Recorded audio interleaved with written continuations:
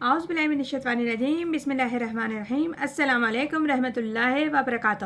جیسا کہ کل بھی ہم نے سورہ بقرہ کی 2 آیتوں کا ترجمہ تفسیر و خلاصہ بیان کیا تھا، جس میں ارشاد ربانی ہو رہا تھا کہ مواخذہ نہیں کرے گا پروردگار عالم تمہاری بےہودہ قسموں پر، لیکن مواخذہ کرے گا تمہاری ان قسموں پر جن کا تم قصد کر لیتے ہو اپنے دلوں میں۔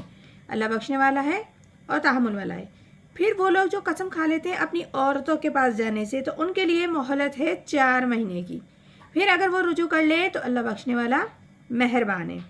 آگے ارشاد ربانی ہے وَإِنْ عَزَمُوا الطَّلَاقَ وَإِنَّ اللَّهَ السَّمِيعُ الْعَلِيمُ، اگر عزم کر لیا چھوڑ دینے کا تو بے شک اللہ سننے والا ہے، اللہ جاننے والا ہے۔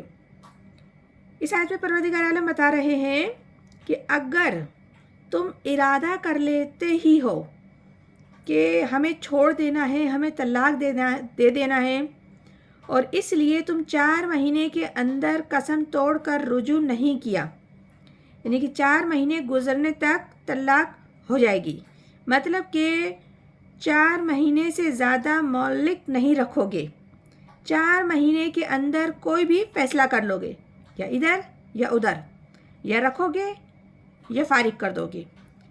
یہ رکھنا ہے تو اپنی قسم ختم کر کے اس کا جو بھی کفارہ ہے اسے ادا کرو، تو بے شک اللہ تعالیٰ سننے والا ہے اور جاننے والا ہے۔ آگے ارشاد ربانی ہے وَلِلْمُطَلَّقَاتُ يَتَرَبَّصْنَ بِأَنفُسِهِنَّ ثَلَاثَةَ قُرُوءٍ، طلاق دی ہوئی عورتیں اپنے آپ کو روکیں 3 مہینے تک۔ اس آیت میں بتایا جا رہا ہے کہ جن عورتوں کو طلاق دے دی جائے تو ان پر لازمی ہے کہ وہ اپنے دل کو روکے رکھے 3 حیض تک، یہ عدت ہے، اور طلاق کے بعد 3 مہینے کی عدت ہے۔ اس عدت میں یا تو شوہر رجوع کر لے گا اگر 1 یا 2 طلاق ہوئی ہیں تو، اور اگر تیسری طلاق ہے تو پھر ان کا حق ختم ہے، اور اس کی تفصیل آگے۔ اور اگر عدت ختم ہو جاتی ہے اور شوہر نے رجوع نہیں کیا تو اس کا حق ختم ہو جائے گا، پھر وہ عورت آزاد ہو جائے گی، لیکن اس مدت کے اندر وہ دوسری شادی نہیں کر سکتی۔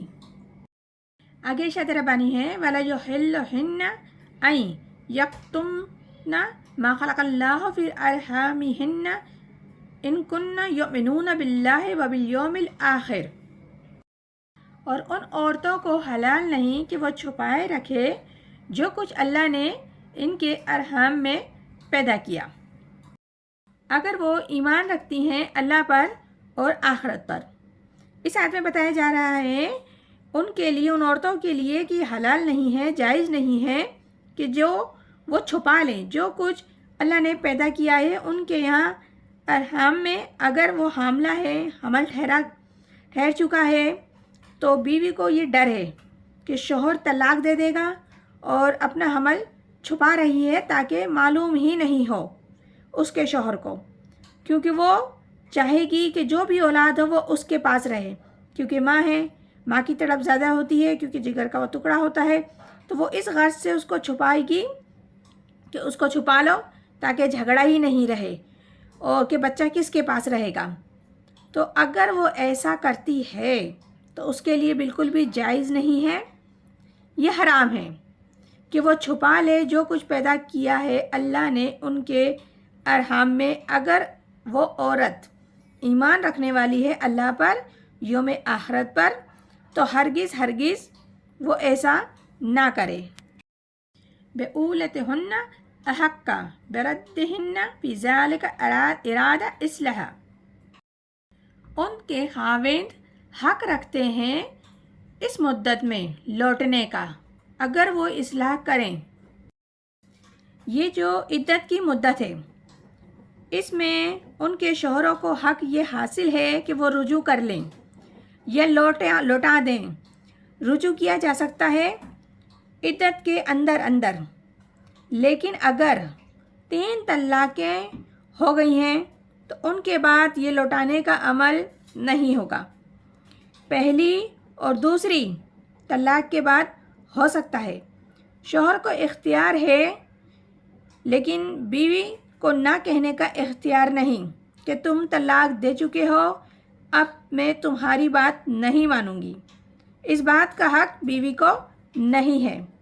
اگر شوہر واقعی اصلاح چاہتا ہے تو وہ کر سکتا ہے۔ آگے ارشاد ہے وَلَهُنَّ مِثْلُ الَّذِي عَلَيْهِنَّ بِالْمَعْرُوفِ۔ عورتوں کے بھی حقوق ہیں قاعدے کے مطابق، یعنی کہ شریعت کے مطابق جب عورت عدت میں ہے تو اس کے بھی شوہر پہ حقوق ہیں اور اس کی ذمہ داریوں کے حقوق ہیں۔ شریعت کے مطابق شوہر پر اس کی ذمہ داری عائد ہوتی ہے اور عورت کے بھی حقوق عائد ہوتے ہیں۔ وَلِلرِّجَالِ عَلَيْهِنَّ دَرَجَاتٌ، اور مردوں کے حقوق عورتوں کے حقوق سے کچھ درجے زیادہ ہیں۔ واللہ عزیز الحکیم، اللہ زبردست اور حکمت والا ہے۔ یہ سورہ بقرہ ہے جس کا بھی ہم نے 2 آیتوں کا ترجمہ تفسیر و خلاصہ بیان کیا ہے۔ انشاءاللہ تعالی مزید بھی آگے کرتے رہیں گے۔ پروردگار عالم ہم سب کو قرآن پاک صحیح طریقے سے پڑھنے، سمجھنے اور عمل کرنے کی توفیق عطا فرمائے، کیونکہ رب العزت دیکھو زندگی کے تمام معاملات جو باریک سے باریک معاملات ہیں ان پہ باریک سے باریک طریقے سے ترجمانی کر رہے ہیں، انسانوں کی رہنمائی کر رہے ہیں، تاکہ اب ہم اسی اصول اور قاعدے کے مطابق عمل کرتے ہیں تو ہم رب العزت کی رضا بھی حاصل کرتے ہیں اور زندگی کو آسان بھی بنا سکتے ہیں۔ تو پروردگار ہم سب کو قرآن پاک صحیح طریقے سے پڑھنے سمجھنے کی توفیق عطا فرمائے۔ آمین ثم آمین۔ جزاک اللہ۔